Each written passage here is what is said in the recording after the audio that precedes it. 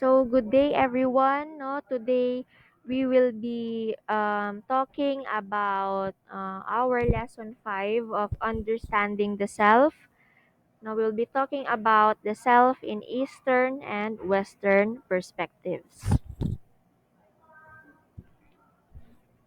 So, you will differentiate no, for your lesson objectives. You will differentiate the concept of self according to Western thoughts or Eastern or Oriental perspectives. Second, explain the concept of self as found in Asian thoughts and create a representation of the Filipino self.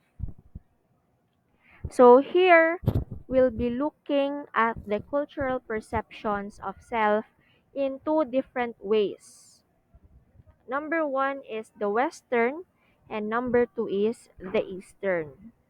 So the Eastern, no, as called as Orientals, represents Asia, and Western represents Europe and Northern America. So let's begin with the Eastern thoughts no, of the self based on Confucianism. So here it is more on the code of conduct no, of how one should properly act no, according to the relationship with other people. Harmonious social life. So here no, we can say that in order to understand yourself is to understand what contributions or what effect that you will have in the society to other people. No? So how you establish a good relationship or harmonious relationship with one another. So second, no, it is what they call the self-cultivation. It is seen as the ultimate purpose of life, but the characteristics of a chunsu, a man of virtue or noble character, is still embedded in his or her social relationship. Here no is what he called no pakikitungo, no how you connect with other people, how you establish harmonious relationship with other people. So this is not just based on your own self, but for the benefit of other people. The cultivated self is a subdued self. What does it mean? So it is conditioned to respond to perceptions not of its own needs and aspirations, but of social requirements and obligations. No?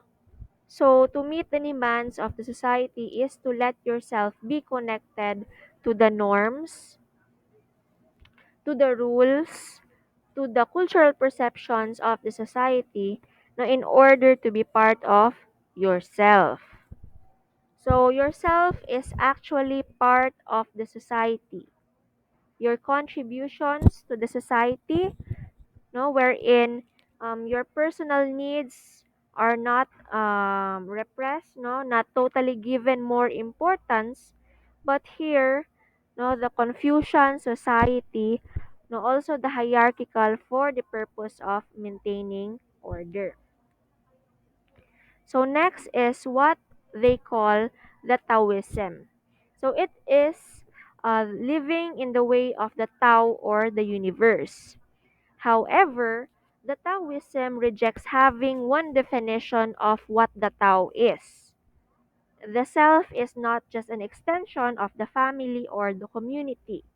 No, it is part of the universe, one of the forms and manifestations of the Tao.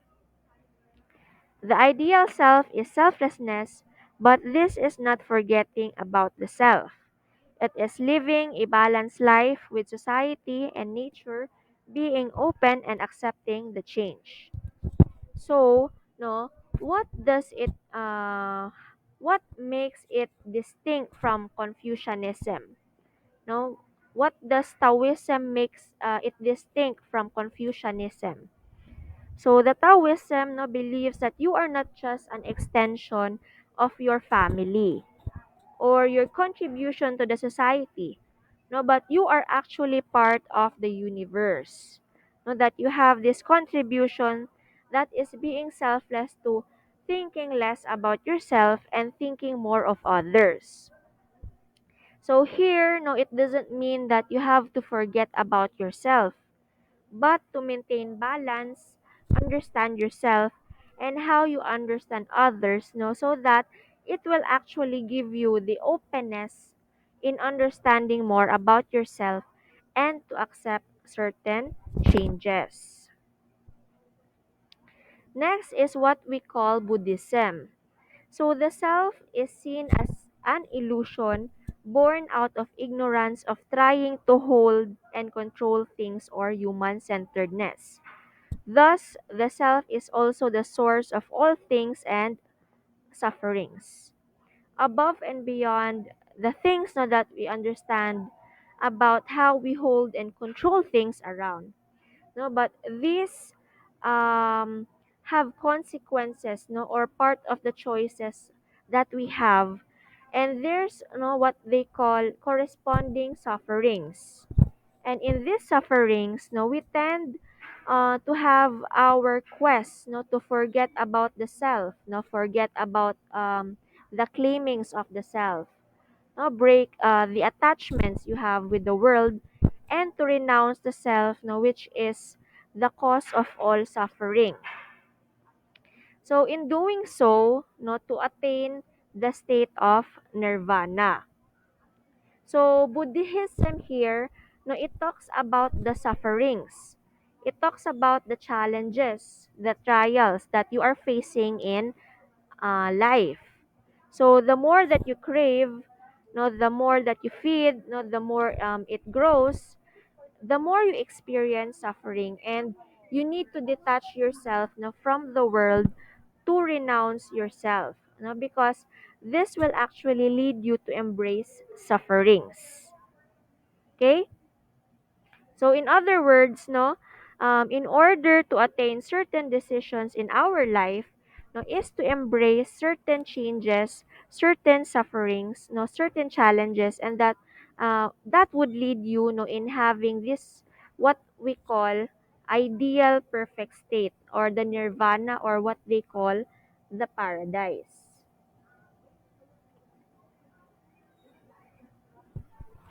So Confucianism and Taoism, so the person, no, in striving to a better person does not create a self, no, above the others. So this is not about, no, the more you strive to become better, no, and it does not have an impact, no, with other person, but this is totally not the self itself, no, but the self, no, is to have beneficial, no, to your community, no, as well as in order and harmony, no, with everything else. So there must be certain thing, no, a person must do, like you need a person must have contributions, no, or ambag to the community. So if you don't have contributions to the community, no, that will impact the way how you will understand yourself. So there must be contributions, or that would benefit, no, one another, no, to achieve this kind of harmony. So as for Buddhism, no, the self, no, with all connectedness, with all its connections and selfish ideas, is totally taken not just out of center of the picture, but out of the picture as a whole. So it means that by looking at the entire connectedness that you have with one another. So on the other hand, now we have the Western thoughts of the self. So Western perspective, no, does not discount the role of the environment and society in the formation of the self. But the focus is always looking towards the self. So you compare yourself, no, in order to be better. You create associations, no, and pass in the glory of the group for your self-esteem. You will put primacy in developing yourself.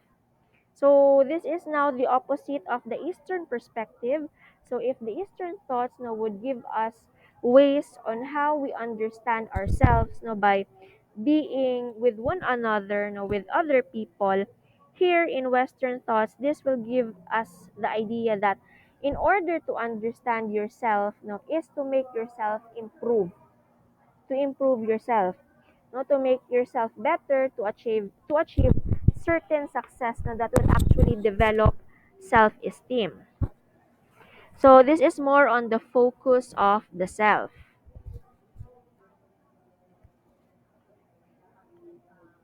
So Western thought looks at the world in dualities where you are distinct from one another and you are separate from the creator. So the Western thoughts now basically tells us about duality. Know that each one of us is unique. So you need to compare yourself to other people, no, in order for you to become better. But sometimes, no, it's not the case, no? And there are times that you have to remember that you're actually separated, no, from the community, no, that you are independent. So you are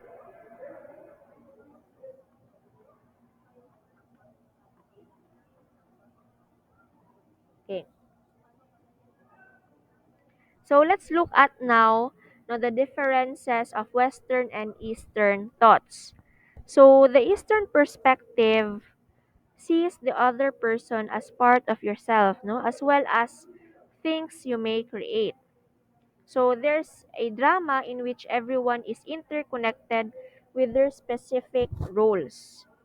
No, so there is more on submission to authority.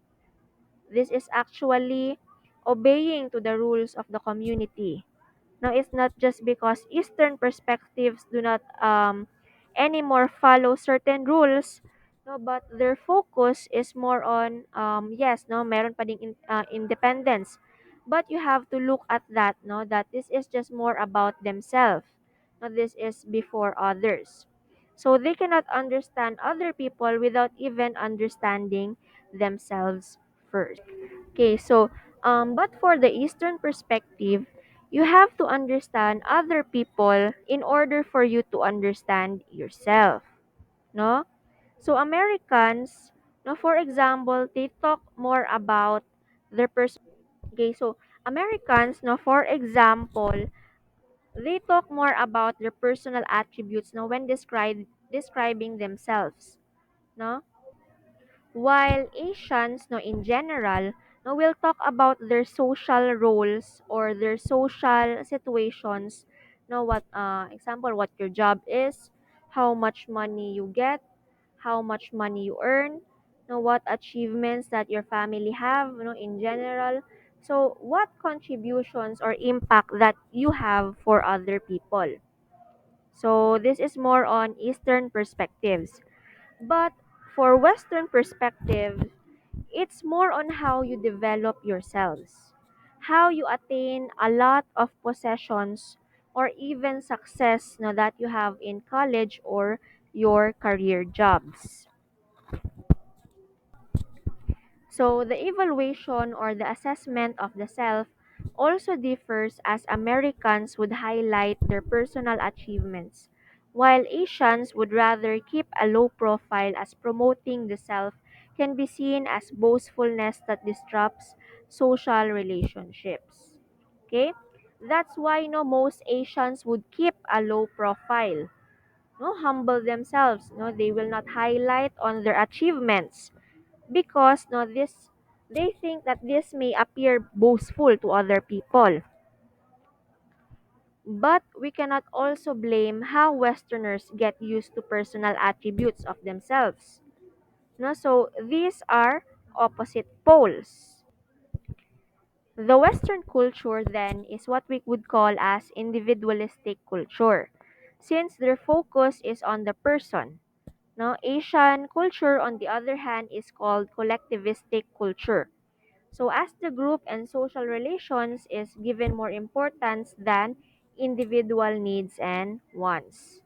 So it is true, no, that in America, no, in Western cultures that the moment no that a child or a person reach 18 years of age, no, the parents would actually let go of their kids to learn independence of themselves, no, to identify the meaning and purpose of their lives. So that will actually give them the liberty to go on their own. But here, no, in Asia, specifically in Philippines, no, it's the opposite.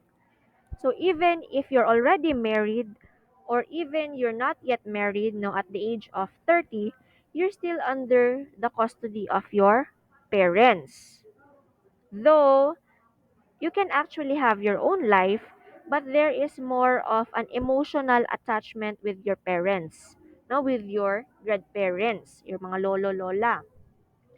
Some of us will still live, no, in the same roof of our family together with our own established family. By valuing the individual, Westerners may seem to have loose associations or even loyalty to their groups.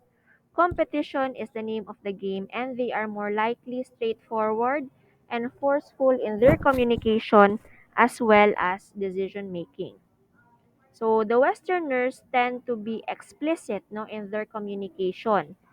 In other words, no, they tend to be straightforward. No? Kabantay mo, mga Amerikano, mga straightforward sila magstorya. And they do not hide implicit messages. No, they would say the message in a specific way as clear as possible to deliver the communication or the message that they would like to imply. On the other hand, no, Asians would actually say a lot of things, but actually mean the same thing. No? So, kabantay mo, daghan kay tag masturya.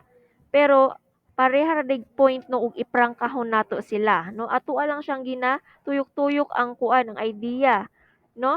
So, na ako'y nakita na popular meme sa Facebook, no, habang scroll ko sa akong phone, no, I saw a meme. So, there are two flags. The one is for the US flag and one is for the Philippines.